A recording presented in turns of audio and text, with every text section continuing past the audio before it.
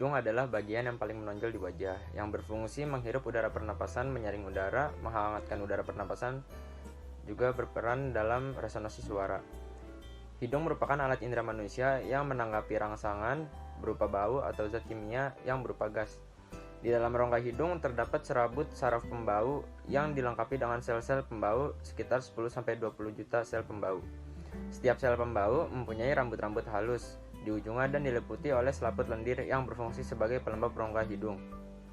Pada saat kita bernapas, zat kimia yang berupa gas ikut masuk ke dalam hidung. Zat kimia yang merupakan sumber bau akan dilarutkan pada selaput lendir, kemudian akan merangsang rambut-rambut halus pada sel pembau. Sel pembau akan meneruskan rangsang ini ke otak untuk diolah sehingga bisa mengetahui jenis bau dari zat kimia tersebut. Di dalam rongga hidung, udara mengalami penyesuaian temperatur dan kelembapan. Proses ini dilakukan melalui sekat rongga hidung. Di suatu rongga hidung, terdapat 3 buah konsai yang membagi rongga tersebut menjadi 3 bagian. Pada saat melewati konsai, udara akan disesuaikan terhadap temperatur panas atau dingin.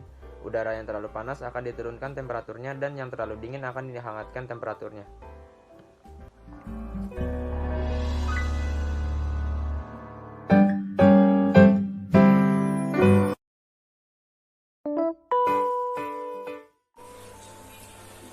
Faring adalah saluran napas yang berbentuk pita dengan panjang sekitar 15 cm.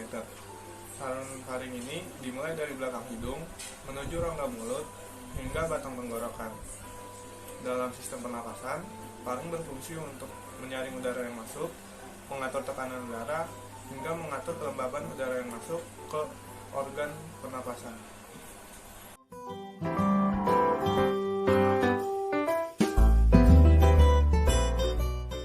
Laring adalah bagian dari sistem pernafasan yang berperan memproduksi suara. Laring berbentuk tabung yang berongga yang memungkinkan udara masuk dari tenggorokan atau faring ke trakea, kemudian ke paru-paru. Oleh karena itu, laring juga disebut sebagai kotak suara karena memproduksi suara lewat pita suara. Fungsi laring. Laring berfungsi untuk membantu mengarahkan makanan masuk ke esofagus. Selain itu, laring juga berperan penting dalam melindungi saluran pernafasan manusia.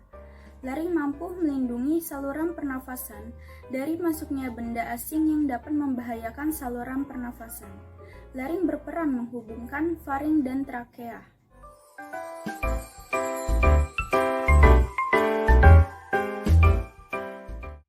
Trakea adalah organ pernafasan yang bentuknya seperti tabung besar.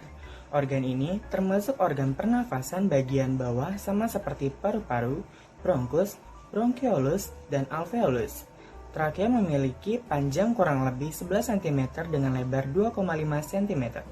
Fungsi utama dari trakea pada sistem pernafasan manusia adalah 1. Menyaring, melembabkan, dan mengatur suhu udara agar sesuai dengan suhu tubuh.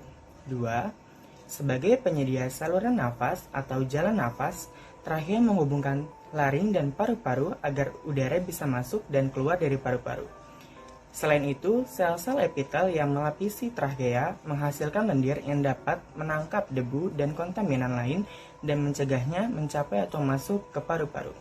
3. Silia pada permukaan sel epitel dapat memindahkan lendir menuju faring di mana debu dan kontaminan dapat tertelan dan dicerna dalam saluran pencernaan.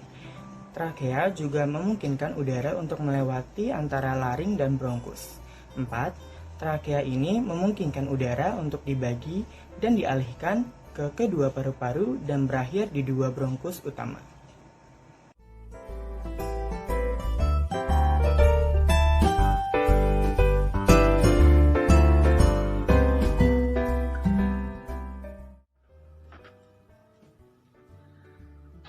Selanjutnya, saya akan menjelaskan tentang bronkus. Sebelumnya, Adik tahu nggak sih bronkus itu apa? Ya, bronkus itu adalah saluran yang menghubungkan antara trakea dengan paru-paru. Dalam hal ini, paru-paru berfungsi menghantarkan udara dari saluran pernapasan atas ke dalam paru-paru sekaligus mengeluarkannya.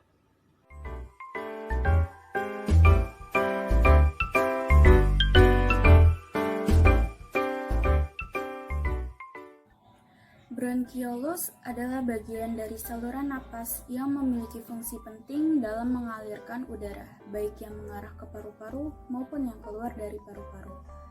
Bronkiolus berfungsi untuk menyalurkan udara dari bronkus ke alveoli.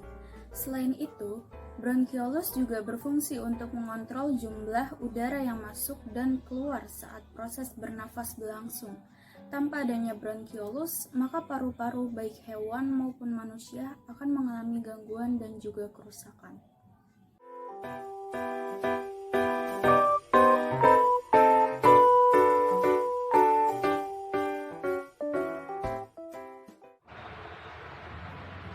Paru-paru adalah organ respirasi pernafasan yang berhubungan dengan sistem pernafasan dan sirkulasi peredaran darah dalam tubuh vertebrata yang bernapas dengan udara.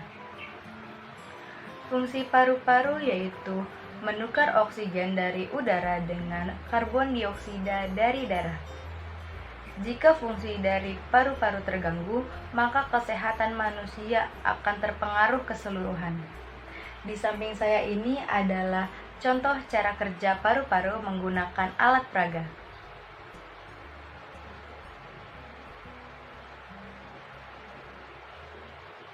Baik, jadi seperti itulah cara kerja paru-paru menggunakan alat peraga.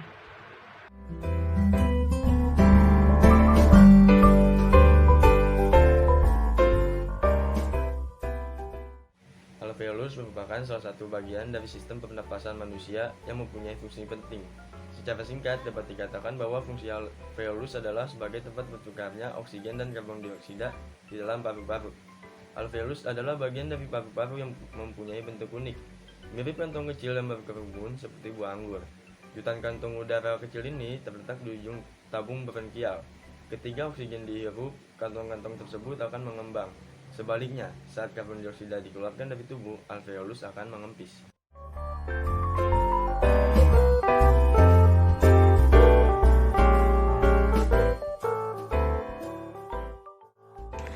Yang terakhir yaitu diafragma. Diafragma adalah otot pernafasan berbentuk kubah yang terletak di dekat bagian bawah tulang rusuk, tepatnya di bawah dada. Ketika menarik nafas, otot-otot pernafasan di rongga dada mengembang dan diafragma akan berkontraksi menjadi lebih datar.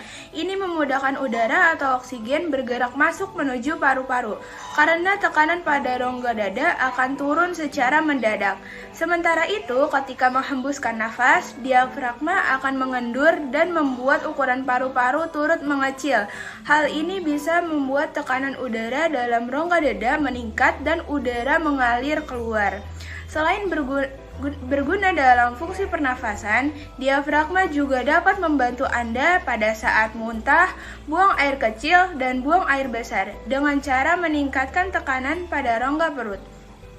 Diafragma juga dapat mencegah terjadinya naiknya asam lambung ke kerongkongan dengan menjaga tekanan pada kerongkongan. Pernafasan diafragma memiliki banyak manfaat. Beberapa manfaatnya yaitu yang pertama, membantu tubuh jadi rileks. Yang kedua, menurunkan efek berbahaya dari hormon stres kortisol pada tubuh. Yang ketiga, menurunkan detak jantung. Yang keempat, membantu menurunkan tekanan darah. Yang kelima, membantu mengatasi gejala gangguan stres pasca trauma atau PTSD. Yang keenam adalah meningkatkan stabilitas otot inti. Yang ketujuh adalah meningkatkan kemampuan tubuh untuk mentolerir olahraga yang intens. Yang kedelapan, menurunkan kemungkinan melukai dan menguras otot.